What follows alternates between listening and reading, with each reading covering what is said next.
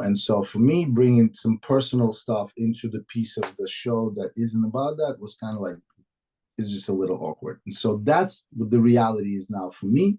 But I think that my forte is probably the stage, in that sense. If you like what I do and the product is great, and I think I'm a big body that was able to figure out the movement, you know what I'm saying? Like I'm just if I were to evaluate myself from the side, I would find a lot of flaws. But if I were to point at some things that work, is the size, the movement, the way I carried the set, the space, and what I'm able to do with it. Obviously, with the experience of speaking and delivering to the different types of audience, that's what I love doing right now. But like I said, Dancing with the Stars was a bit confusing for me for the first X amount of years. Then it became frustrating, and then at the tail end, I had my aha moment. I was like, oh, that would have been a different career path. You know what I mean? So it is what it is. I find that so interesting because just as someone who's watched basically every season, you've had so many interesting partners. Just in particular, what about, there's a lot of Housewife fans that are listening to this now. Yes, this was pre-Housewives, but what was it like working with Denise Richards? I was about to say, well, you're going to name Denise. Denise was lovely. She was a sweetheart, and it's so funny. The world is a tiny place, but I ended up being neighbors for about 3 years with Charlie Sheen. And my wife, Peta, actually saved him from some nut job that was some chick was trying to kill him or something. I don't know. She fell in love. And Peta stepped in and wrestled her. I mean, it was a huge story, by the way. I'm not going to talk about it. But the point is, Denise was awesome. She was great. She was lovely. She loved dance. She wanted to do the show. She was just not a very good dancer. And she would say, oh, well, wouldn't put words in her mouth, but just not very good at it. So we tried, we did our best. I don't actually remember anything negative at all. I was just disappointed maybe with the fact that, I wish it could have been better. I could have done better. I don't know. I wish I could have done better. I would take it upon me to not maybe figure it out. We had a process. The show was very fast. It was coming at you quick. By that time, I already figured out, the most efficient way of working, right? So you can't really spend 9 hours with somebody one day because the next day their brain is fried. They can't really work anymore. We're not really working with dancers, but we're dancers. We don't know any other way of working. So that was the process. With Denise, it was, she needed more time. She would have done better with more time, more preparation, but we just didn't have that time. And, she was very busy with the kids, and she was very a dedicated mom. I like a lot of things about her. We just didn't spend enough time for me to even gossip, to be honest. The negative stuff, I don't think there was any for me. So in terms of the Housewives, I know she's a big hit now, and or been for a while in that genre. I haven't seen it.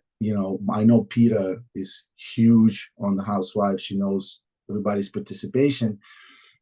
She's also never said anything bad about Denise. I know she had that one episode where she got like drunk or something, but recently. I was going to say, well, Peta can come on here and talk Housewives with me any day she would yeah, like. Yeah.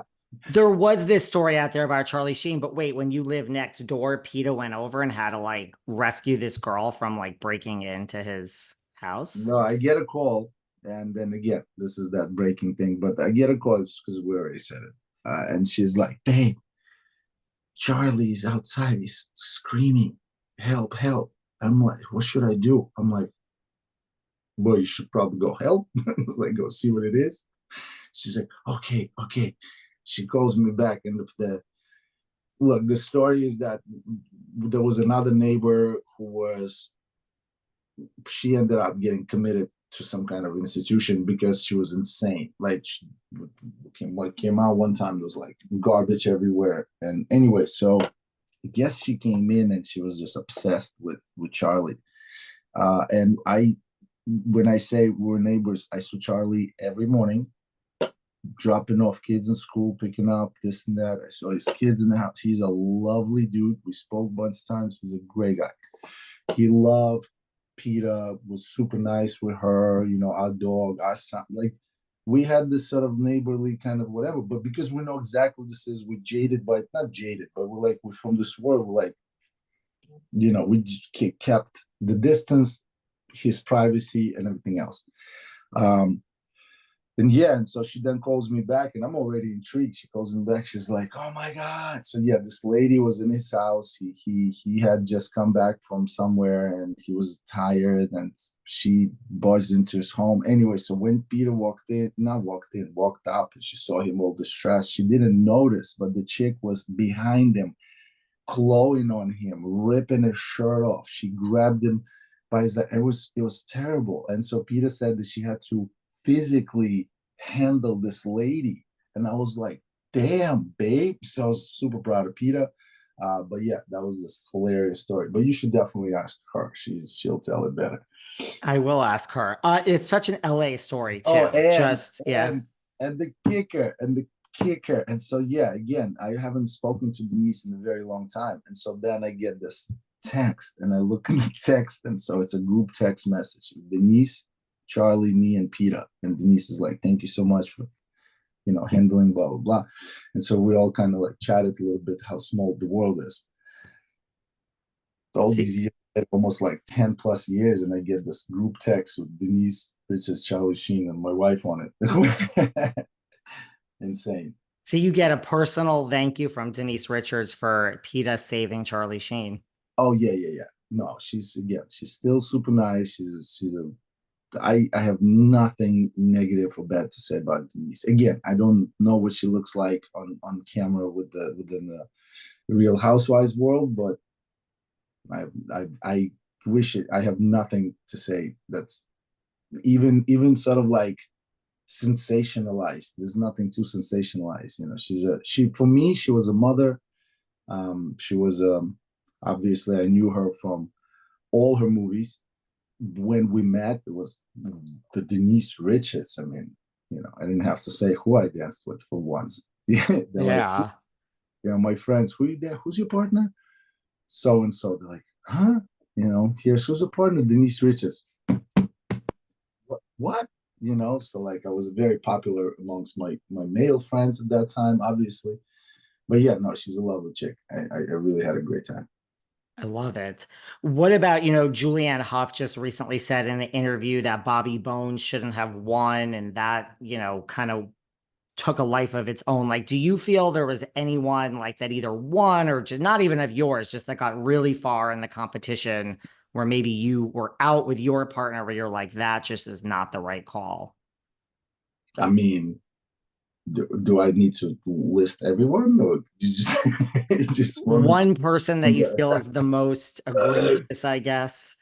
It's funny because at that time, at that moment, I did not think that Julianne should have won with Elio Castro Neves. I thought that me with Mel B, Scary Spice, should have won. But that's just my opinion. And also because I was the second place, but my opinion is very clear that we should not have lost to Elio.